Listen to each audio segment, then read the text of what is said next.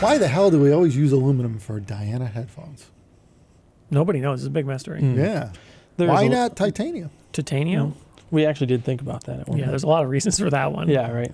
Well, there's a little steel in there too, though. Oh, there's a little bit. Yeah. Well, yeah, okay. We need steel to concentrate the magnetic field. Yeah.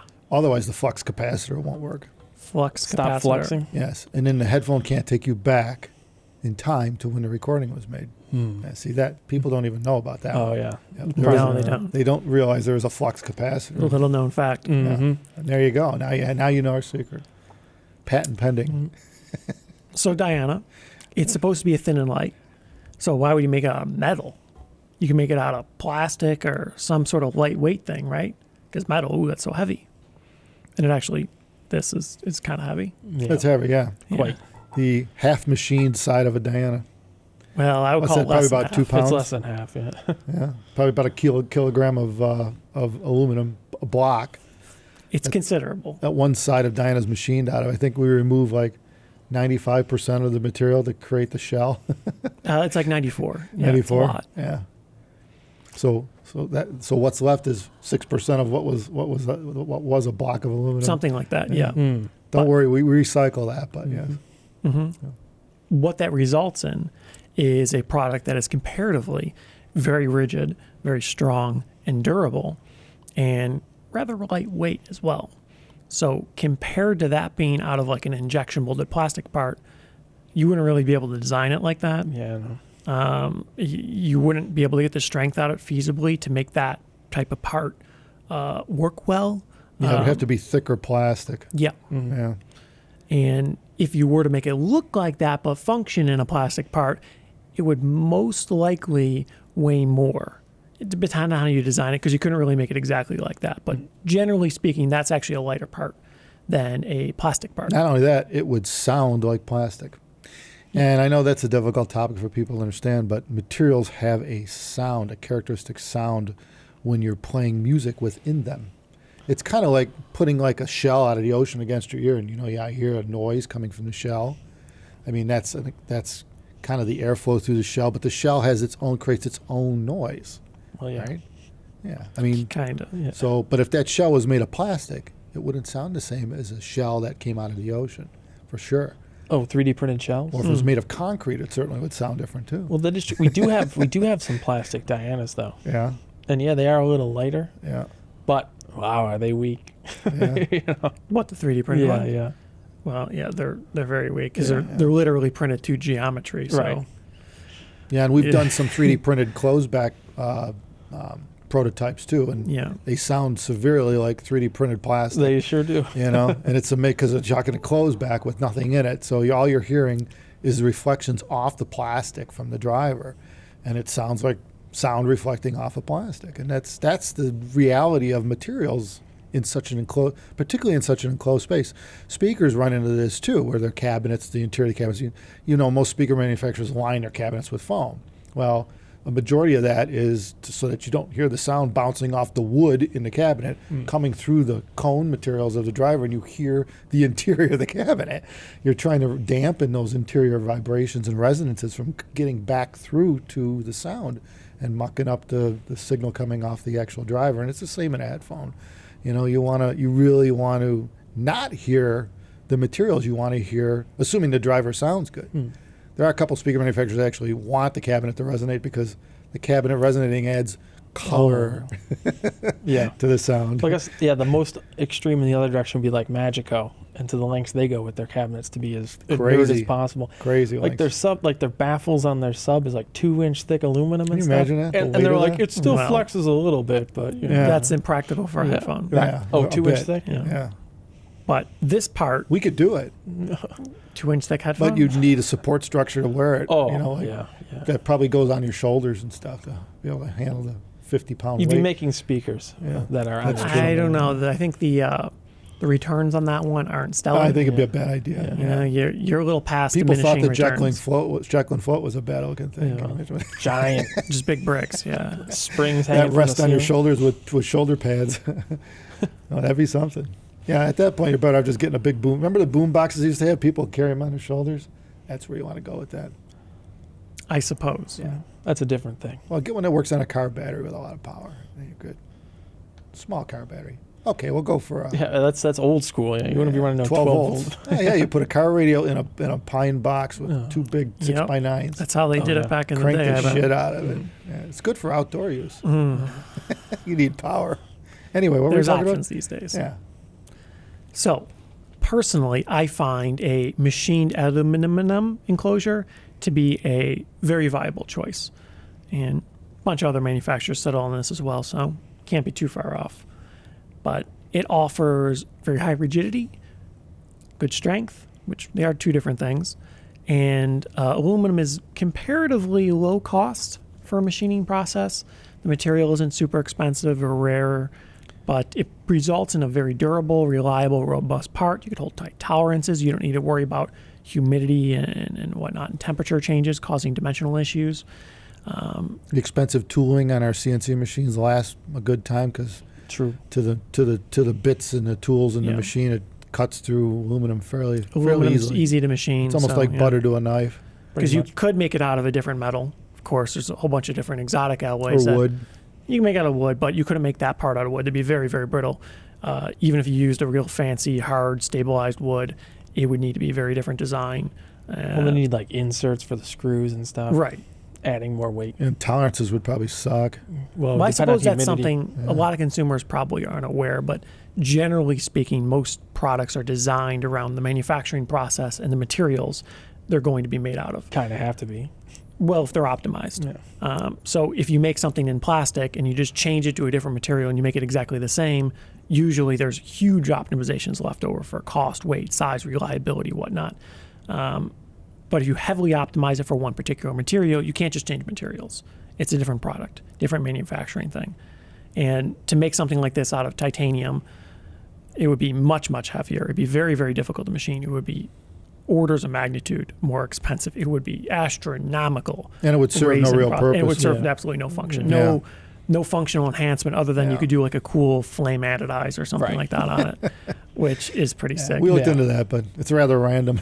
Yeah. Well, I want to do like a PVD or something like that. We'd do like a rainbow PVD coating or something. Or do some fancy pants coatings on that. But you could do that on aluminum, and then that's much more practical and economical. Making that out of titanium would be insanity and provide absolutely no functionality. And in fact, it would be considerably heavier. So I guess what it boils down to make a shape like that into a headphone, there's not a hell of a lot of other materials to choose from. Well, they all got their pros and cons. I mean, you can make it out of magnesium and it'll be lighter, but then it's got different problems It's like too expensive. price and fire. Yeah. Isn't that the shavings from that kind of burn? Yes, potentially problematic in that sense. There's a risk Explosive or of yeah. potential It's dangerous fire stuff and to work explosions. with Yeah, in a aluminum machine is setting. stable. And on top Yeah, of that, but- the Yeah. cost of magnesium is so far off aluminum, and the difficulty to maintain, to get it and stuff like that in bars and whatnot. It would be a supply nightmare, especially during this current Well, but yeah, situation. availability is a big one too. But yeah. aluminum, true. huge supply network, very economical raw material. Really, what you pay for in a machined aluminum part isn't the material; it's the time put into the part. The material is, a few bucks or whatever. It's the machine time. The machine time can potentially very, very expensive. Yeah. But Well, the machines are expensive. The tooling's expensive. The guy running the machine is expensive. yes, The guy programming the machine is expensive. So people probably don't understand there's a whole ecosystem around a machine. It's not just a machine making parts. It No, it doesn't it's a big happen by network. magic. There's Yeah. a lot of steps that come before the machine can actually make the part. A lot of steps that go on while the part's being made, and then there's a lot of steps after the part's made. So Yes. there's so that's where the time comes in. It's a lot of time to make It's a lot. parts Yeah. on a CNC machine. and it's not $2. The machines are expensive. They're expensive per hour to operate. Right. There's hard costs, electric costs. These things are not trivial. They're really substantial costs. Yeah. I mean, there are logistical reasons too of running all aluminum because then all the machines are all running the same tooling. You can interchange stuff as you need it, and they're all running aluminum, so you don't need to like clean them out. Right. Switching materials and such. So it's Yeah, it easier. makes a mess of things if you start Yeah. throwing wood chips into a Yeah, CNC running aluminum. which we did do once. They make a I bit of wouldn't a recommend it. slurry going on there Yeah. in the coolant. Yeah, 5 different chips in there. Then you Yeah. can't really effectively recycle them. Yeah, the Nobody wants recycling, your Yeah, chips. right. Yeah, it's called garbage. Yeah, Yeah. contaminated chips. Yeah, so so that's another point is mixing and matching. Like if we run a steel part, we'll run the steel onto one machine, and you got to clean it out. Yeah, it's like an hour Yeah. to clean one out really thoroughly. Yeah. For the baffles on the 1266, right? We have to run those once in a while. Yeah, we It's a try to run machine all the part. steel together Yeah. because then we're back on aluminum. So yeah, but other than that, yeah, I think that gives people an idea of why the hell we're using aluminum, because it's the best solution for what we're doing here. Ticks the most boxes. Yeah. Well, with economies of scale, there's very little choice. Moving to something else isn't a little more; it's dramatically more expensive. And really, for our parts that aren't getting to 10,000 degrees, there's no advantage. Yeah, we're not Typically, sending them to space. Yeah. you wouldn't use titanium for a low temperature application unless you had some sort of weird chemical interaction or you needed to be inert in some sort of weird environment or something like that. I remember we did look to make one just for fun to make one titanium one, and not only was the raw material so expensive, but we would have to change the program because it couldn't run the same feeds and speeds, obviously, And the and it would have taken too long just to make one, and the cost was so high You'd probably that it just shoot didn't through make a set sense. of tools for every part, Yeah, well, that's the problem. or a few parts. Yeah, making that frame out of titanium would pretty much be like the cost of the headphone right there. It would be it's insanity. Yeah, I I looked think- into it. Wasn't it like Yeah. $500 for like the just material that? is crazy expensive. Two of them? Very, Really? very Yeah, expensive. something Yeah, like it's that. several $100s. Yeah, some of the last I thicknesses looked. we need, you probably can't even get. Well, that's the other Well, problem. easily. Yeah. No, it's mostly custom. Yeah. Right. But that in was the aluminum, problem. it's all stock. Yeah. Yeah. So yeah, that's why we use aluminum. It's that easy, in a nutshell. I wouldn't say it's easy, but out of the available options, it's practical. Yeah. Yeah, it's possible. And it results in a part that is superior than almost anything else, while still being like a feasible part to manufacture. It's not a $100,000 part or something. It's not a rocket part. Well, that one we have an intimate understanding of how aluminum sounds, so we can adjust accordingly. We understand the sound of the reflections off of the material, how it resonates, and we've learned to compensate and adjust everything for that. The drivers, the tuning, the way that you shape the product, everything.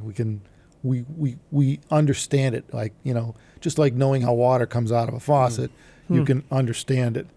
What's going to happen after that.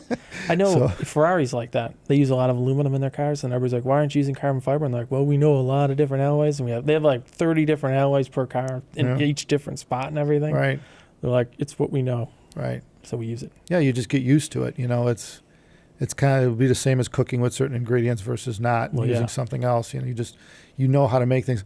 It's same with components and amplifiers. The higher end guys know what how a particular transistor type will act, bias different ways, and they adjust that accordingly. And they'll work with those transistors until you can't get them anymore. And then they'll buy as many of them as they can Yeah, before like- they go out. Yeah, and it's simply because they have a unique understanding of that part, and to do that all over again is a lot of work, right? You're learning it's a whole new learning curve every time you change parts. So, and that would be the same here. If you change materials, everything changes around it. It's not just the material; it's everything. The machining processes, the assembly processes, the finishing processes. Change is sometimes good, but not in manufacturing. Right. Well, Well, it's very difficult. Yeah. And Takes as a time. result, usually you don't produce a part that's as good as your mature prior process. Right? There's some merit to having a process that is very, very mature. You know the ins and outs. You can make very consistent, reliable parts, and you know how to push it right to the limit. But a new process, there's a lot of things that are uncertain. You got to figure things out. So What- usually you don't make as good of a part. I guess doing it the first time with aluminum, we knew right in the beginning when we were trying to make just one set of titanium ones. It's like, this is not going to make sense. We knew to stop before we even started. It's like, Well, you start this looking is at the not numbers worth and it. ooh. This is not worth it. Yeah, I wanted to do stainless steel and Yeah. nickel bronze, but the costs are just It's crazy the time, high. though. We did you'd have to work on it all day on one machine. That would be down. It's like, it's Yeah. not worth Yeah, it. they have to It's machine it so staggering. slowly Yeah. because the material's so hard to Yeah. cut through. Right. That's why usually as a consumer, if you see something made out of something that they claim to be an exotic alloy, either it's designed in a way that it's machinable or manufacturable, designed out of round stock or something like that and run on a lathe and it's a simple operation, or it more or less is a veneer to make it look like titanium. It's like there's some sort of underlying structure and they coat it in something or they cover You're it in not doing a something. lot of machine processes It's not to the part. right. It's not a heavily machined 3D surface part or something like that because that would be just a staggering cost for a Scissors are consumer a big product. one on that. Yeah. Like the low end scissors, they all say titanium. If you notice, all scissors say titanium on Yeah. them, but they're not obviously not titanium. They just got a coating. What is that? A vapor? They just put a. Don't they just I would vapor assume deposit? I think. it would be Yeah, probably. PVD or Yeah. something like I that. think. Yeah. Just to make it a little Yeah. wear slower. CBD or PVD, I would imagine, Yeah. but it's just a thin coating on the outside. And unfortunately, consumers are kind of sort of convinced into thinking that things are made out of what they say, but it's a little misleading. There's a lot of that where they say it's some exotic Yeah, right. material, but it's like a coating, Yeah. right? Like a gold plating on something That could be may pennies. may not even matter. Yeah, to the overall a lot of times performance. it doesn't actually enhance performance. Sometimes it Yeah. does. I always wondered about drill bits. I mean, there's definitely a difference between People have tested it. shitty Oh, drill no, bits and that's- stuff. But There's a big difference. Yeah. Depends on the material you're drilling. It's the Yeah. material, yeah. Usually in like a drill press, it doesn't Yeah. matter. Yeah. The average person's going to roast the drill so fast before the thing Too much wears out, pressure. it won't matter. yeah. But Too in high some speed. materials, it makes a big difference. The coatings can be a world of difference Yeah. Yeah. sometimes. Well, yeah. If you ever drilled stainless steel plate, you know how much I hate drilling stainless. how much the drill On matters. in any way, shape, Yeah. or form, press or by hand. Yep. Yeah, stainless sucks. It's not forgiving. Yeah. Well, and as soon as you start realizing, oh, I think this drill bit's roasted, it's already too late. It's Yeah. like, I think it might, nope, it's gone. Yeah. It won't cut I know anything. that. Like I said, I have a few videos back. I ran into that with cutting concrete board.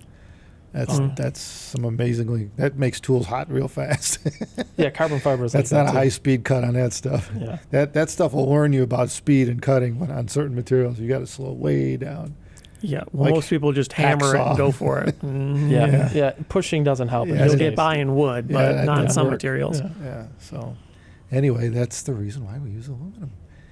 Okay, everyone. Thank you for watching. And Christmas is coming, so remember that people are going to need headphones for Christmas. So order soon because we're going to run out before Christmas. Yeah, you might want to get on it. Yeah, it's getting already kind of late. Mhm. So yeah, that's at abyssheadphones.com. Or you could go cheap and just get some pillows and stuff at some of our pillows at abyssstore.com. Yeah. But in any case, thank you everybody for watching. Take care.